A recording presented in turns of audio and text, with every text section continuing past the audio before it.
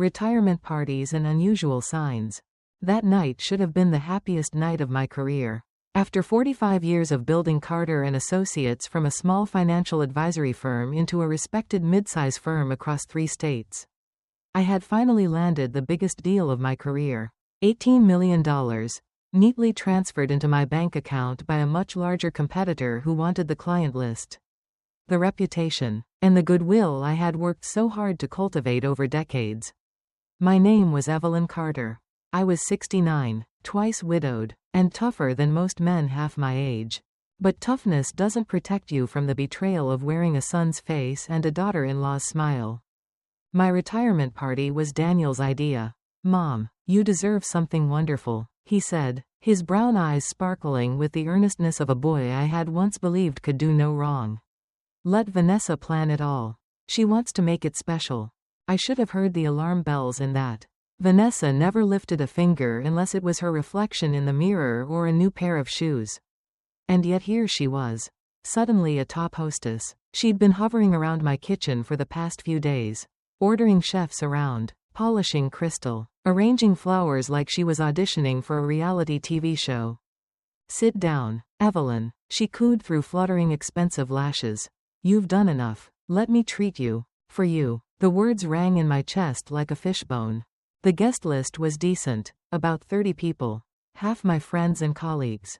A few neighbors, and of course family. Daniel, 35, a struggling architect. Vanessa, 33, a fashion entrepreneur whose online store was losing money like water after a siege.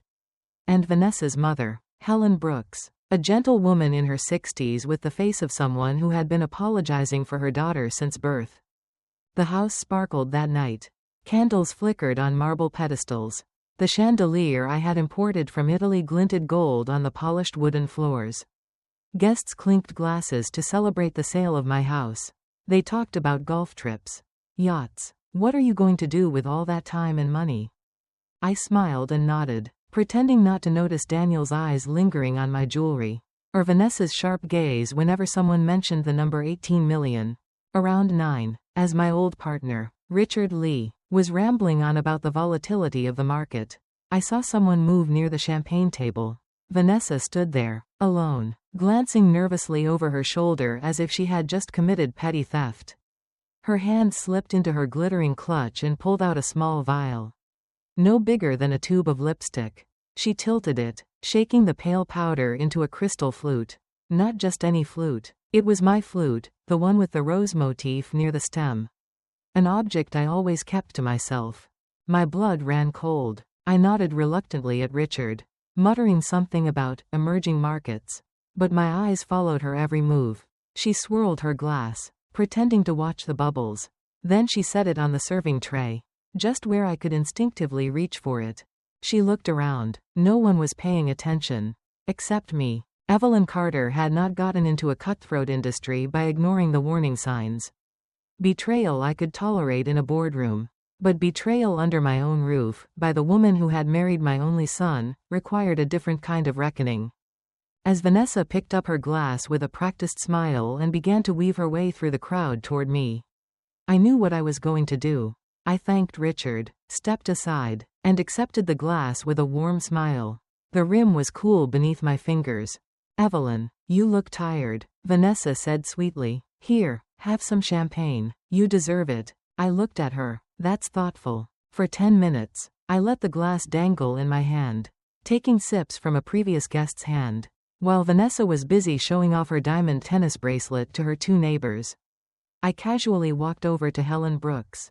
Helen, poor, unknowing Helen, was standing near the porch door, fiddling with her handbag. I placed the poisoned flute on the table beside her, as if absent-mindedly. When she reached for it a few seconds later, I said nothing. The first sip slid down her throat. "The second sip," she remarked. "The taste is interesting. Is this new wine?" The third sip. Her voice became slurred. Within minutes, her body was convulsing, the glass slipping from her hand and shattering on the marble. Foam bubbled on her lips as she fell to the floor. Screams rang out. A pandemonium erupted in my marble kitchen. The kind of pandemonium that no amount of champagne or polite applause could conceal. 30 guests gasped and screamed. Their laughter cut off like a violin string snapping mid-sentence. Shards of crystal glittered on the floor where Helen's glass had fallen. She writhed, stiff as a bow, foam bubbling from the corners of her mouth. "Call 911, someone shouted. I pressed 2 fingers to Helen's throat. Steady and professional, ignoring Vanessa's shrill, "Mommy, Mommy," cries. Her pulse was pounding, wild and erratic. "Back off. Let her breathe," I barked, the same tone I'd used to command a room full of junior analysts. The guests obeyed, staggering back. Daniel knelt beside me, his face ashen. He looked at me, then at Vanessa, and for a moment, just a moment, I saw something flash in his eyes. Not grief, not fear, but recognition. The ambulance arrived a few minutes later. Sirens blaring through the night. Paramedics rushed in, expertly weaving through the crowd. They placed Helen on a stretcher. Her body limp now, her spasms fading to shallow, ragged breaths. "Which hospital?" I asked. "St. Luke's," one of the paramedics answered. Before I could grab my wallet, Daniel grabbed my hand. "Mom, you don't have to come. We'll take care of it. Stay here, your team." I yanked away. "Don't be silly." Helen collapsed under my roof. "I'm leaving." His mouth tightened. Vanessa's mascara was smudged, but even through the smudges her eyes darted like trapped insects. She clutched Daniel's sleeve, murmuring something I couldn't hear as the gurney disappeared behind the door. I followed the Lexus behind the ambulance, headlights slicing through the night. My heart pounded, too hard. Anger burned stronger than fear. At St. Luke's, fluorescent lights wailed overhead, the waiting room buzzing with midnight pain. Paramedics wheeled Helen through revolving doors. A doctor shouted instructions about toxin screens and IVs. I stood at the counter until a nurse argued back. "Family only. She's a practical family," I said calmly, and sat down near the corner of the room, where I could watch Daniel and Vanessa. Vanessa paced, her heels clicking on the linoleum like a nervous metronome. Daniel sat rigid, his elbows on his knees, his phone ringing in his pocket. He didn't answer. "This is horrible," Vanessa said for the 4th time, dramatically dabbing at her eyes. "I don't know what happened. She was fine for a while. And then," she gestured helplessly, palms facing out. I leaned closer. "You know, it's a good thing she didn't drink any more champagne. Just a few sips." "Really?" she faltered. "Just a little. Champagne, you think?" "Oh, it's probably fine," I said lightly, waving my hand dismissively. "It's probably her medication. But it's funny how quickly it gets to her." Vanessa's lipstick lips parted. For a moment, her hand shook as she held the coffee cup. Daniel's eyes darted back and forth between us like tennis balls. "Mom, stop speculating. It's no use." But I'd seen enough. 3 hours later, a doctor emerged, removing his rubber gloves. "She's stable. We'll keep her overnight for observation. Preliminary tests show she ingested a plant toxin, an alkaloid. It could be her diet. It could be." He trailed off, not wanting to say anything. "Poison." Vanessa collapsed into a chair, sobbing in a practiced way. Daniel rubbed her back, murmuring, "It'll be fine," but his eyes never once met mine. By dawn, Helen was resting. I drove home, as confused as if I were being escorted by a police officer. Every glance in the rearview mirror was accompanied by a question: "Do they know I know?" At 7:30, my phone rang. "Vanessa." "Evelyn, I can't sleep," she said, her voice choked with worry. "I keep thinking about you. After what happened to Mom, are you okay? No dizziness? No stomach pain?" So thoughtful, so thorough. She wasn't worried about me, she was checking to see if her poison had hit its mark. "I'm fine," I said flatly. "Have you heard anything else from the doctor?" "They think she may have mixed her vitamins wrong," Vanessa said quickly. "She's careless with those things. You know." A lie. Helen arranged her medications with military precision, each dose in its own labeled container. "That's a relief," I said quietly. I was worried something might have gone wrong at the party. Silence. Then Vanessa answered too quickly, "No. Definitely not." At 9 o'clock, Daniel appeared at my door, holding a box. We sat at the breakfast table, steam rising from freshly brewed coffee. For a moment, nostalgia tricked me. It was my little boy again, reaching for sugar without asking where it was. Then he spoke. "Mom, you're 70 years old. Alone in this big house. After last night, I'm just worried. What if something happens to you? What if you collapse and no one finds you for hours? There it was, the script. He slid his phone across the table, and the screen lit up with a glossy website. Sunset Valley Estates. A retirement community masquerading as a resort, golf course, spa, silver-haired couples smiling in fake happiness. They have medical staff, operations. You won't be alone. There's usually a waiting list. But if you pay up front, $350, you can move in quickly. Vanessa and I can help you with the paperwork. My fingers brushed the rim of my coffee cup. How thoughtful, how convenient. And of course, Daniel added casually, they need power of attorney. A financial manager if, you know. He looked up. I can take care of that for you. My stomach clenched, but his voice remained calm. Of course, I'll think about it. His smile widened to an unbelievable extent. That's all I'm asking. When he left, the pastries intact, I carried the box to the trash. Powdered sugar clung to my fingers like a trail of betrayal. That night, I sat in my study.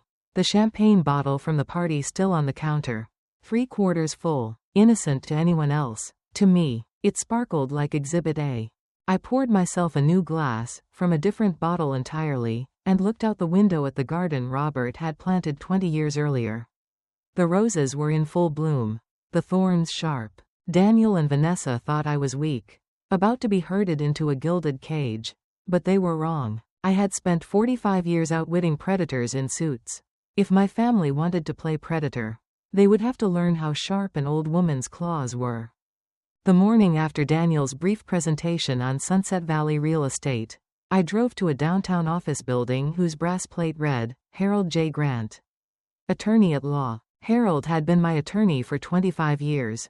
He was discreet, sharp, and calm, a man with patience like armor and words like scalpels.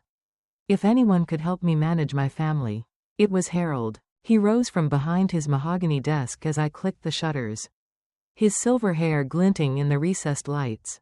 Evelyn, he said warmly, congratulations on the sale, though judging by the look on your face, I'm guessing this isn't a social call. I plopped down in the leather chair across from him. Harold, my son and daughter-in-law tried to kill me last night. His pen froze in midair. Slowly, carefully, he set it down. Tell me everything. I recounted the details, the party, the gunpowder bottle, the champagne flute with the rose, Helen collapsing, the hospital, Daniel suddenly worried about my whereabouts, and the $350 entrance fee. Harold listened without interrupting, his expression impassive. Only the slightest tightening of his jaw could have taken anything away. When I finished, he folded his arms. First of all, legally, you're in a strong position. All the contracts for the party, all the payments, they're in your name? Yes. Good. That makes you the client, the sponsor, the controller. Second, we need to secure your assets before Daniel and Vanessa take any further action. I propose 3 immediate steps: a competency profile, a living trust with strong terms, and a medical directive. We'll make it impossible for them to declare you incapacitated or take your assets legally. I sighed. Do it. Consider it done. 2 days later, I sat in an exam room with a geriatric psychiatrist Harold trusted. She administered memory tests, orientation questions, problem-solving exercises. I recited presidents backward, did math problems, described the day's news headlines. Finally, she smiled. Miss Carter, you're smarter than most of my new residents. I'll certify your competency. Good. Let them try to portray me as demented. The record would kill them before they even started. Meanwhile, Harold drew up a trust that would leave Daniel a modest annuity, $50,000 a year. Enough to live on but never enough to blow on BMWs and empty boutiques. The bulk of the money would go to a cancer education and research charity. And here's the cool thing, if anyone tried to challenge my competency in court, the entire estate would bypass Daniel entirely and go straight to charity. The trap was set. But paperwork wasn't enough. I needed information, ammunition. That's where Melissa Cole came in. Melissa was a reporter, then a corporate investigator. Now she ran a private firm that delved into the shadows of humanity. Short, auburn hair, a leather jacket, a voice like sandpaper. We met at a roadside diner. You want the truth about your son and wife? She asked. Stirring her black coffee. I want it all. Bank accounts, debts, insurance policies, records, nothing left out. Her eyes narrowed. Sometimes the truth is deeper than a lie. I'm not afraid of being cut. Give me the knife. She smirked. Give me 72 hours. While Melissa worked, I visited Helen. She was recuperating, weak but alert, sitting in a recliner by the window of her modest apartment. The floral curtains looked decades old, faded like her faith in the world. Evelyn, she said weakly, I remember something. At the party, the champagne tasted strange, bitter, and earlier, I saw Vanessa near the table holding a small bottle. I thought it was perfume. My pulse quickened. Are you sure? Helen's eyes were watering. She's my daughter. But yes, I'm sure. And she's been saying, for months. Evelyn, it's unfair to complain that you have so much money. Ask me if you've updated your will. I told her it was none of her business. But, she hesitated, embarrassed. I squeezed her hand. Helen, this isn't your fault. We can't choose our children's greed. But we can choose how we deal with the truth. She squeezed my hand, tears streaming down her cheeks. On the third day, Melissa called. See me, she said simply. In her office, brown files were scattered across the table like crime scene photos. She slid one toward me. Your son's architectural firm has been losing money for 2 years. He's taken out all sorts of debt, 2 mortgages, a home equity line of credit, multiple refinancings. The total debt is over $600. I swallowed hard. Vanessa? Melissa opened another file. Credit card debt is over $85. The jewelry store is losing money. And this, she slid a copy of the insurance policy across the table. 6 months ago, Vanessa took out life insurance on you. $500,000. She named herself the beneficiary. A cold steel tingle ran down my spine. That's not the worst part. Melissa continued. Daniel has paid a psychiatrist, Drive. Alan Peters. He specializes in geriatric competency evaluations. Apparently they've prepared a guardianship if you resist. So the plan was laid out. Kill me for the money.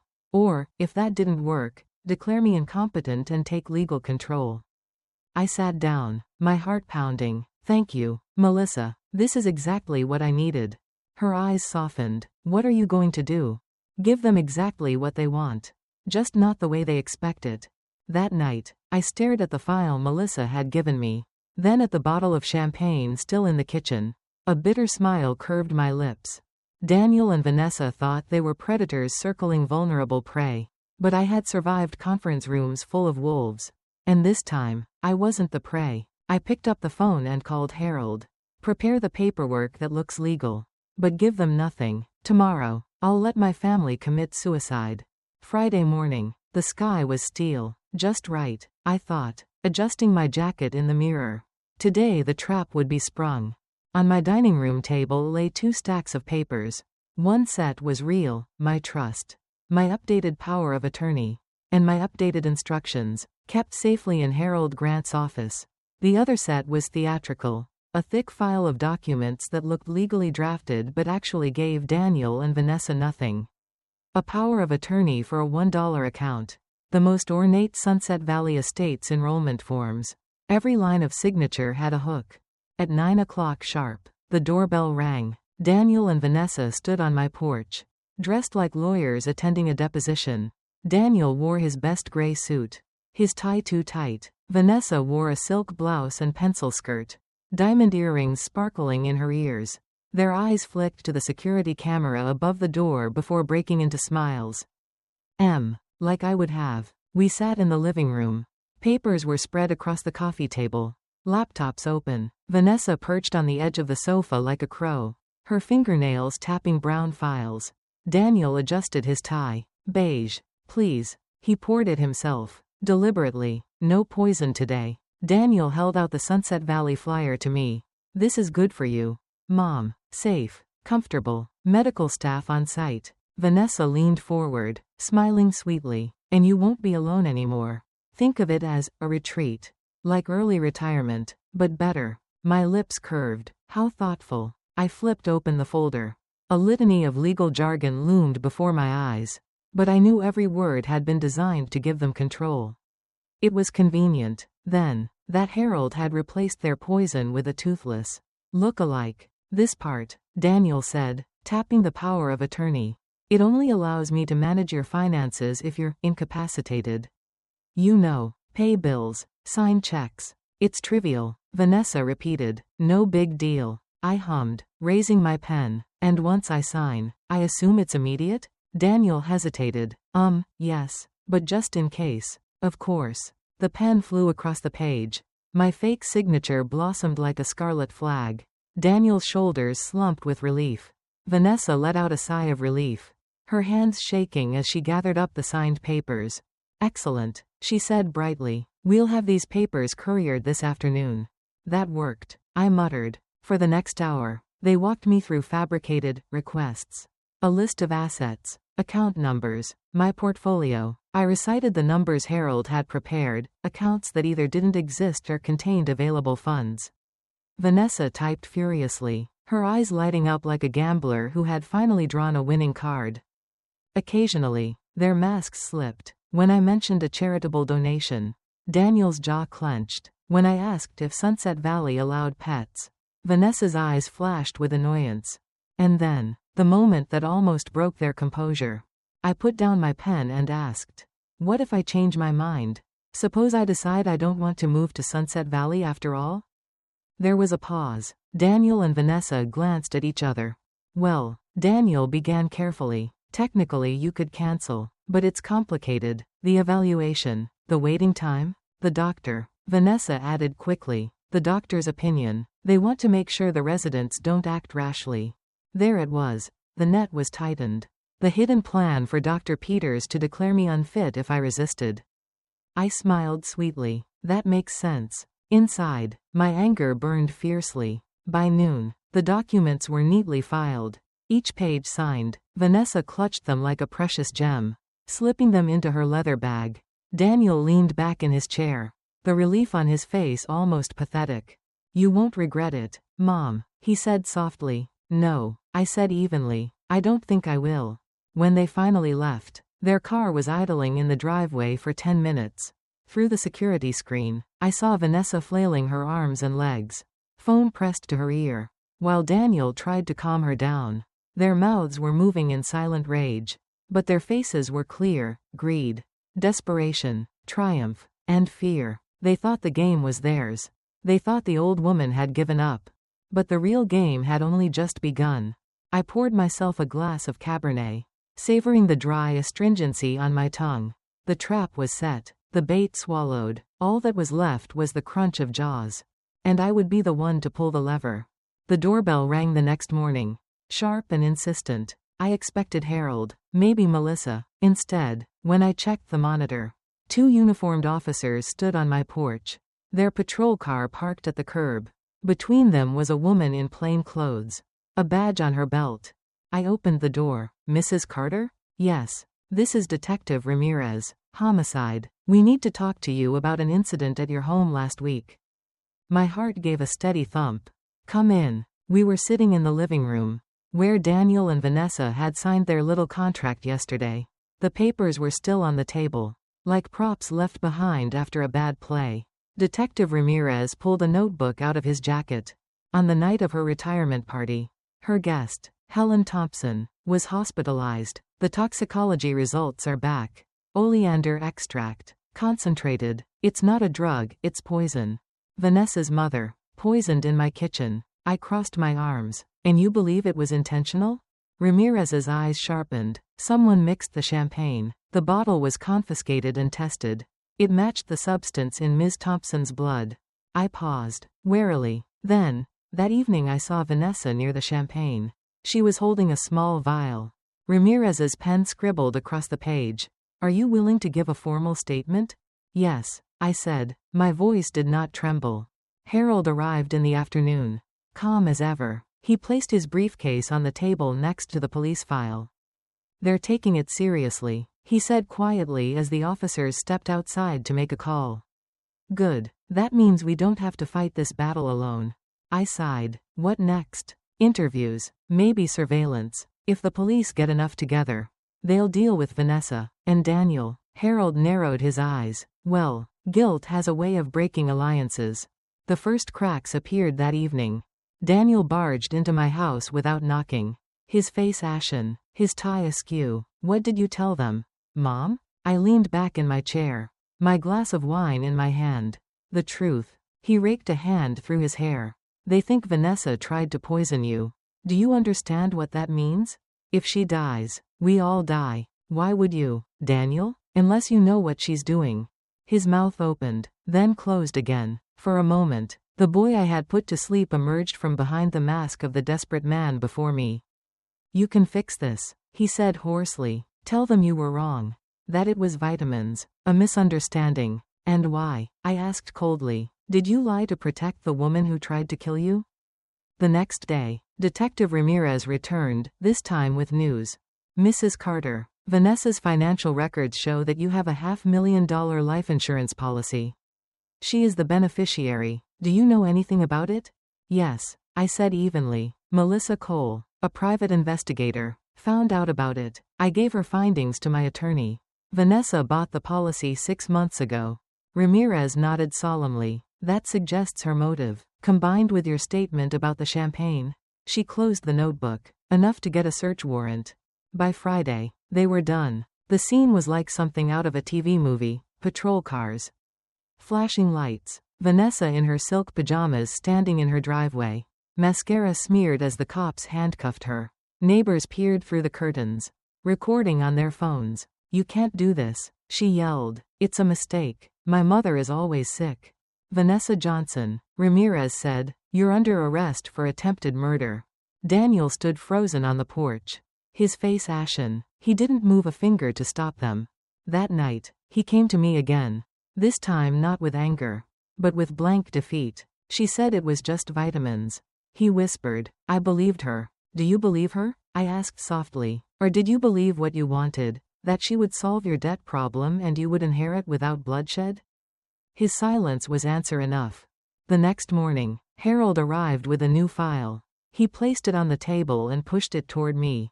The papers you signed, he said, they were just bait, just as we planned, legally worthless. But the police might want to know that Daniel and Vanessa believed they had control of your finances. I nodded slowly. Let them see. Let them understand exactly how far my family is willing to go. Outside, the rain began to fall. Steady and relentless. Inside, the house felt lighter than it had in weeks. For the first time, I sensed that this storm was coming to an end. Not peace, but justice was on the horizon. In the weeks that followed Vanessa's arrest, my house learned the sound of quiet again. Not the fragile silence of fear, that thin, brittle quiet that shatters at a footstep, but a heavier, settled hush, like a door finally closed against a storm. I woke at 6 to the drip of the coffee maker and the soft thrum of the new security system Harold had insisted I install. The cameras watched in gentle, red-eyed patience. The panic pendant lay cool against my collarbone. A trinket I hoped I'd never need. Detective Ramirez called every few days. Each time she had something new, a lab report, a statement, a financial record she'd pried loose from a reluctant bank. The oleander in the champagne matched residues found on 2 items seized from Vanessa's vanity, a cosmetic travel vial and a funnel disguised as a perfume decanter. Buried in a folder from Daniel's home office was a draft letter to a geriatric psychiatrist, Drive. Alan Peters, summarizing, observed lapses in my memory and recommending an evaluation for competency. The letter was dated 4 weeks before my party. It read like a screenplay. Predators rehearse. Mrs. Carter, Ramirez said on one call. They storyboard their crimes so the final scene feels inevitable. I've sat across from men who rehearsed hostile takeovers for months. I replied, this is sloppier. Greed makes amateurs of everyone. Harold worked at a different rhythm. He didn't call often, but when he did, he arrived with pages, amendments, affidavits, the forensic glossy photographs lawyers use instead of knives. He finalized the competency record and filed it where even the most aggressive contingency lawyer would blink. He rewired my estate into fortresses. The Carter family trust with a clause that would turn to granite if anyone so much as whispered the word, incompetent. Should a petition be filed, The assets would migrate, swiftly and irreversibly, to the foundation we designated for scholarships and medical research. You've weaponized philanthropy, I told him. He smiled, that small, precise smile of his. I prefer, aligned your values with deterrence. Helen came by on Thursdays. She would arrive with a paper bag of oranges and sit at my kitchen table as if it had been hers for years. We learned the art of careful conversation. What to say about your child when the truest thing is the hardest. She played with the ring on her finger as she spoke. A simple band worn thin by decades. She always wanted, Helen said once, staring into her tea as if a future might float there. More than what we had. Not happiness, more. I don't know who taught her that more meant yours. Some people never learn the grammar of enough. I said. We laughed then, not because it was funny, but because laughter is the language women use when tears will drown them. Melissa, blunt as ever, brought me briefings like a field commander. She had unearthed 3 refinance applications, an equity line stretched to the marrow, and messages between Daniel and Vanessa that prosecutors would call consciousness of guilt. The worst were the payments to Dr. Peters. They began slowly, consultations, care planning, and crescendoed the week before my party with a retainer labeled in his books as a capacity optimization package. Melissa actually rolled her eyes as she read the invoice label aloud. Then flicked the page back at me.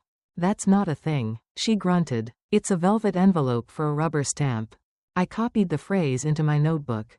Sometimes you keep words because one day you'll need to hand them back. Blade first. The first hearing was procedural. Vanessa appeared in County Orange. Cheekbones too sharp without her contouring kits. Grip white-knuckled on the defense table. Daniel sat 3 rows back. Hollowed by sleepless nights. A suit he could no longer fill. Ramirez testified to chain of custody. A lab tech explained oleandrin as if it were a household spice. When the judge set conditions, a no-contact order, surrender of passports, a mountain of bond, Vanessa stared straight ahead. Eyes faceted like a broken mirror. She didn't turn to look at Daniel. On the courthouse steps, a reporter asked if I had a statement. I remembered every woman who had ever been talked over or talked down to in a room men thought they owned. I also remembered the way Vanessa's hand had trembled, not with fear, but calculation, as she first offered me the flute. Elder abuse is a polite phrase for theft with extra steps, I said into the microphones. Sometimes it's paperwork. Sometimes it's oleander. Call it what it is. The evening news liked the line, they like anything that fits behind a chyron. I went home to a quiet kitchen and poured myself 1 glass of wine and then another. The house did not feel empty. It felt defended. Daniel came by the next day at noon. A time men choose when they hope daylight will make their requests look reasonable.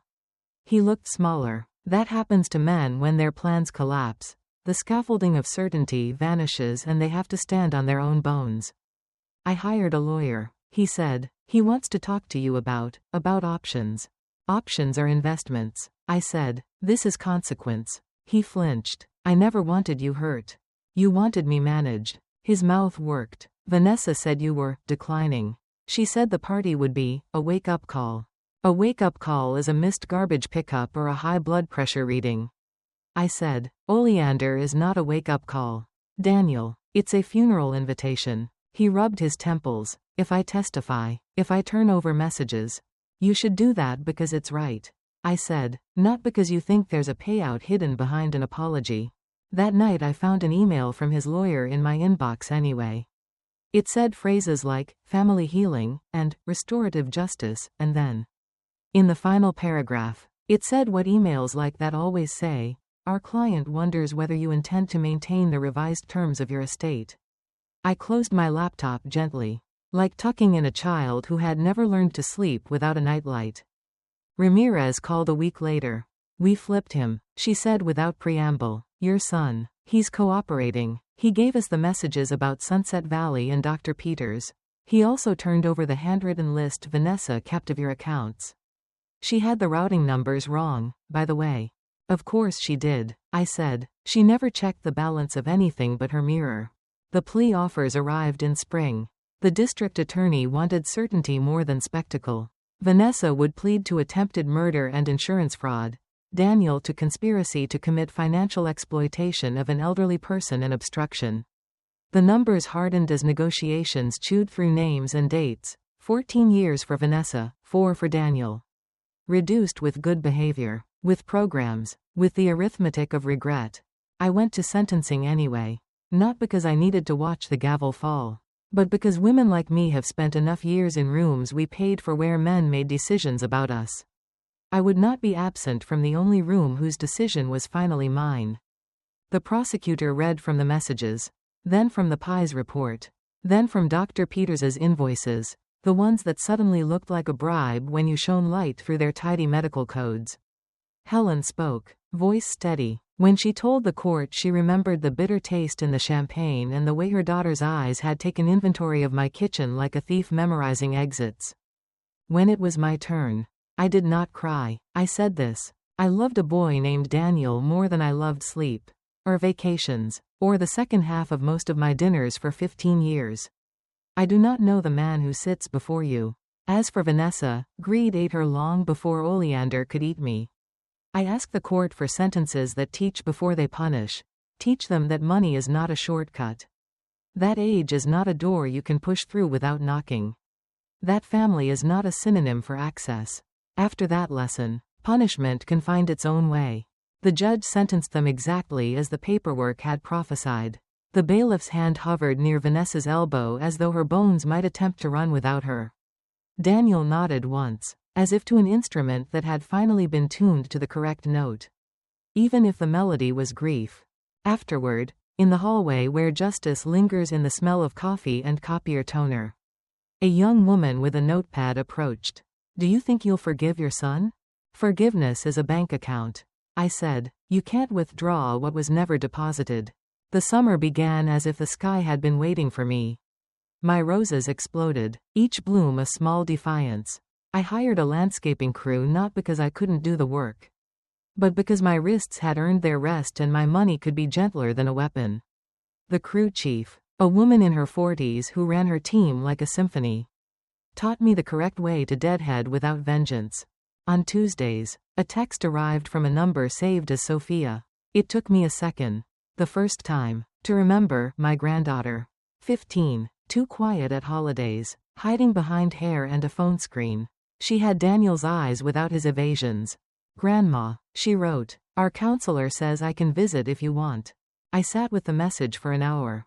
The way you sit with a piece of music you can't yet name. Then I wrote back, I do.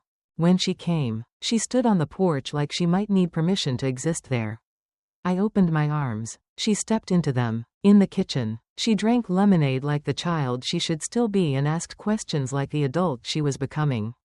I told her enough. Not everything, enough. She looked at the security camera and said, cool. With adolescent sincerity, she asked about law school. I told her what contracts can do when you use them like bridges instead of traps. People say money changes people, she said, tracing the rim of her glass. But I think it mostly undresses them. Then let's teach money better manners. I said. By August, Helen and I had begun meeting a retired editor at the library. We weren't writing a book, not yet, but we were laying the bones for something that might outlive our anger. We called it a guide at first. Then an atlas, a map of the schemes that travel under polite names, care planning, capacity optimization, residential assessment. We left blank pages for the stories other women would bring. Blank pages are invitations. Harold visited one afternoon with his briefcase and an expression I hadn't seen on him before, satisfaction without caveat. He sat at my dining table and summarized, as if closing a deal, which in a way he was. The insurer voided the policy Vanessa took on your life. He said, they're refunding premiums to the estate, meaning none of that money will hide elsewhere. Daniel's creditors are attaching liens. The bank moved to foreclose. There will be an auction. We were offered an option to buy the property at a discount. And? I declined on your behalf because I already knew the answer.